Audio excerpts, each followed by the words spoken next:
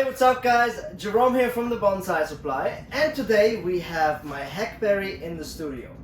So we're gonna give this Hackberry another styling, and right now it is the perfect timing to do so since this is a deciduous tree and it is fall right now. Now let me elaborate on that a little bit more. So deciduous trees, it's a really good time to work on them in the fall when all the leaves have changed their color and they're starting to naturally fall off. As you can see, this tree right here has already done its fall color change and is now naturally starting to lose the leaves just as you touch the tree, very gentle. And that's perfect timing to go in here and rewire the tree, do some big cuts if we need to, and just reshape the tree and get it ready for its winter season. So now that you know that we can do some large cuts on the tree this time of the year, also keep in mind that now is the perfect time to do some large branch bendings. So if you have large branches on your tree that usually would be very brittle to bend, right now is a good time to go ahead and bend these branches because there's not that much water flow going through the tree anymore, and therefore those thicker branches are now a lot more flexible and you can do a lot bigger bends in them. So that's also a good time. Now, under no circumstances should you go ahead and repot your tree this time of the year. Now, I'm going to point out two things on this very particular tree, this Hackberry. This tree has not really the fall color that I would want it to have. The fall color is very light yellow. It's not a dark yellow that I would usually be used to seeing on a Hackberry, because the fall color should be a lot darker, but it's very light green right now.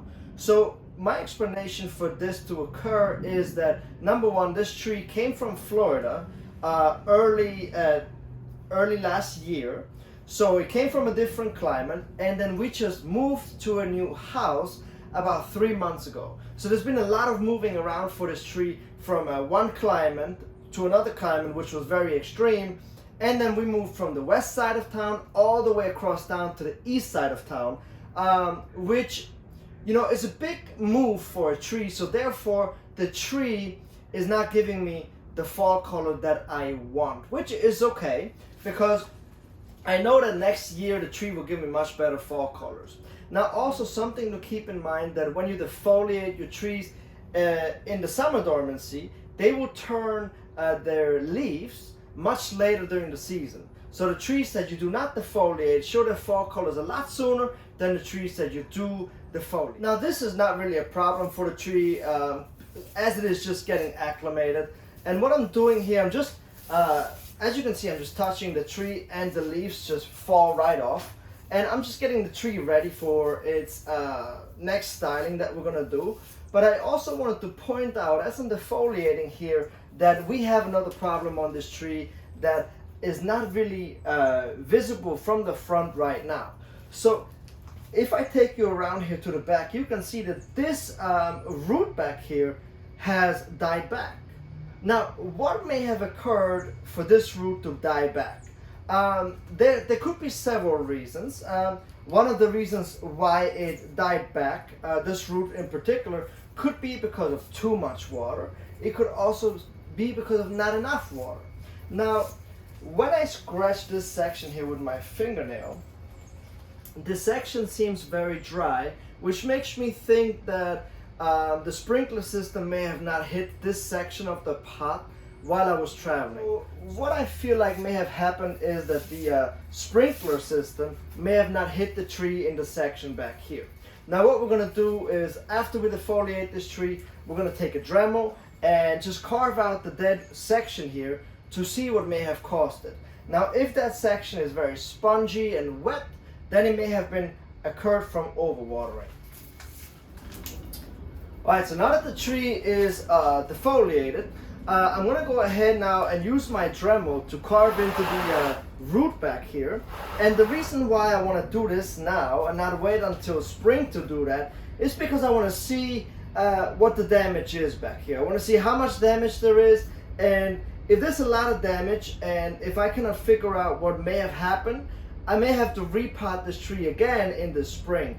However, if it's not that deep and I can carve it all out, then I do not have to go ahead and repot it in the spring, and I can leave it in here and further develop the tree without any disturbances. So let's go ahead and see what may have caused this here. And I'm first going to remove the top layer of the soil just so that I can better see what's going on in here, what may have caused it, and if there's maybe something else that's dead in there that I do not see from this point of view. So let's get started on that.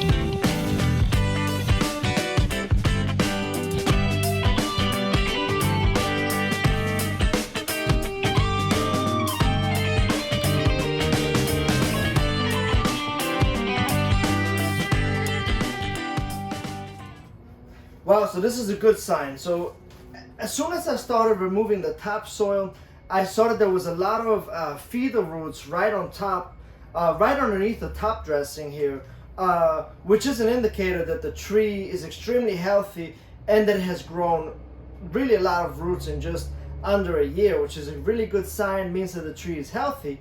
And as soon as I started carving on the dead section here, that section that I thought was going to be really easily carved turned out it was extremely hard wood, and the center was completely hard, the top was hard. So that shows me that this section here most likely did not die off because of not enough water.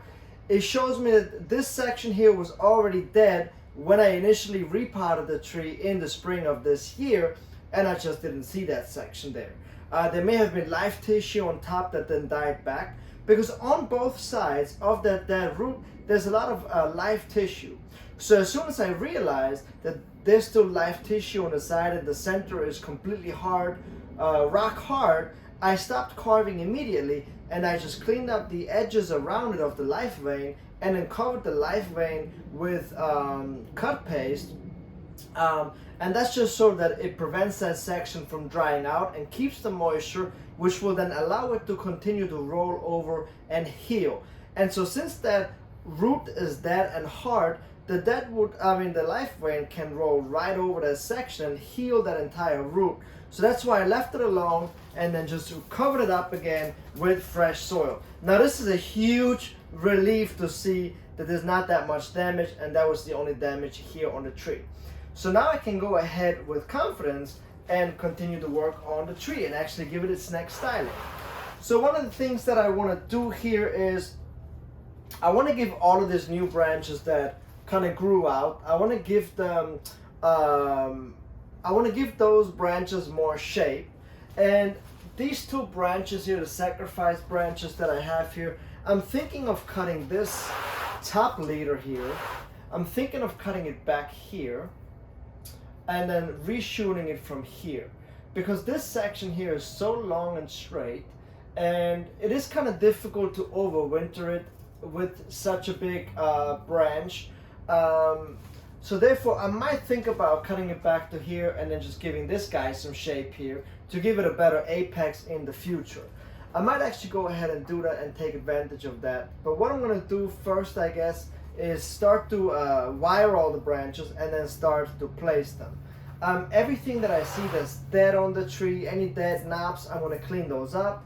Any dead branches, of course, I'm going to remove them, even though I don't really see any dead branches at the moment here. Now up here, I removed some larger branches in the past, and I can see that it's already starting to roll over, which is really nice to see, but also both of these cuts are starting to roll. So that's really nice to see that both of these sections here are going to heal over in the near future, and as you can see here on the edge, the roll is just starting. Alright, so now let's get to work and give this tree its much needed styling.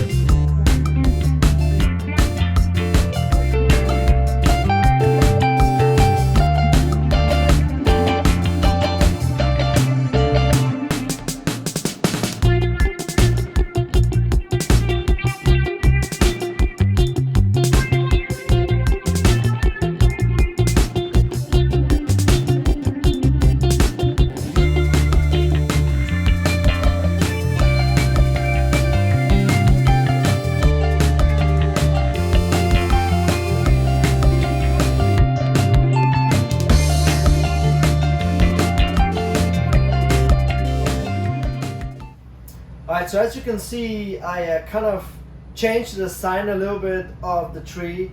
I changed the secondary styling, which is what this was. The first styling that we did was more of a traditional bonsai design, and what I mean by that is that the branches were placed a little bit more horizontally, whereas this time I kind of changed it up a little bit and I went with a more dramatic, more natural design. When I look at this tree now, it almost reminds me of like a live oak. So I do like that a lot. I can foresee that the future canopy will be something like that in size. I do feel like that I do need to balance out the branches more, but you know, that happens over time. First you want to get all the branches into place, right? Like what I'm doing here right now. I'm building the silhouette of the canopy, I'm building the branches, and then I'm going to go ahead and then work out which branches should be removed from the design to let some air into the canopy, and then which branches need to thicken up, which branches need to be thinned out. So that's a process that happens down the line. Now, one thing that I do like a lot is this change up here, where I cut this long sacrifice branch back and took the smaller branch, and now all of a sudden this has a lot more movement.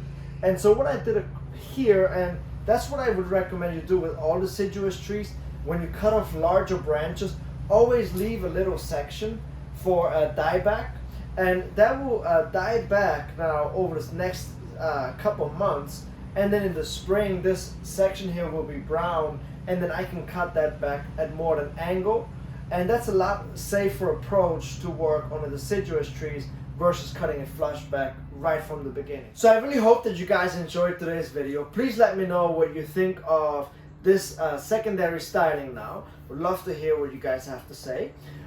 Please subscribe to our YouTube channel if you haven't subscribed already, and I'll catch you guys next time.